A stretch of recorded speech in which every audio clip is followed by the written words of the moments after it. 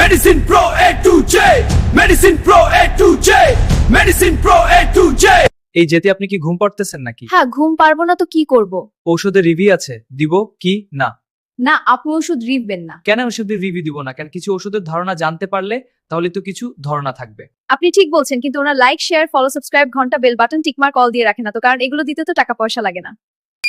Like করুন, share করুন, follow করুন, নোটিফিকেশন বেল আইকনে ক্লিক করুন, সাবস্ক্রাইব করুন।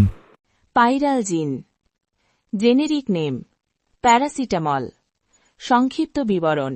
ইন্ডিকেশন: প্যারাসিটামল জ্বর ও বিভিন্ন ধরনের ব্যথা কমাতে ব্যবহার করা হয়, যেমন মাথা ব্যথা, দাঁতের ব্যথা, সর্দি, ফ্লু, শরীর ও পেশির ব্যথা, পিঠ ব্যথা, ঋতুস্রাবের ব্যথা এবং অপারেশন বা টিকা নেবার পরের ব্যথা।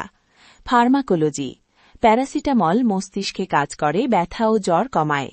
এটি শরীরের তাপমাত্রা নিয়ন্ত্রণ করে এবং ব্যথার অনুভূতি কমিয়ে দেয়। হালকা প্রদাহ কমাতেও সাহায্য করে।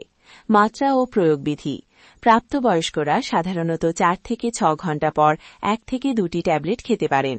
শিশুদের ক্ষেত্রে বয়স ও ওজন অনুযায়ী ডোজ নির্ধারণ করা হয়। দিনে নির্ধারিত মাত্রার বেশি খাওয়া যাবে না। প্রস্তাবের পরামর্শ মোতাবেক ওষুধ সেবন করুন।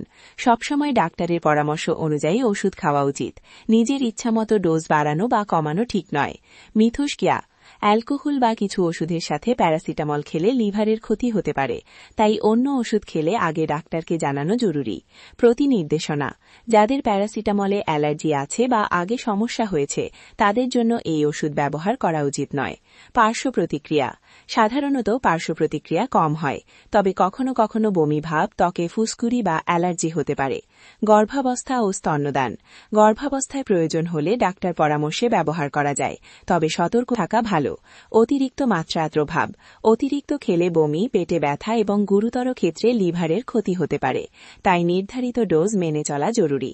থেরাপিউটিক ক্লাস: এটি একটি অ-ওপিয়য়েড ব্যথানাশক ও জ্বরনাশক ওষুধ। সংরক্ষণের শর্তাবলী: ওষুধটি ঠান্ডা ও শুকনো স্থানে রাখতে হবে, সরাসরি রোদ থেকে দূরে রাখুন এবং শিশুদের নাগালের বাইরে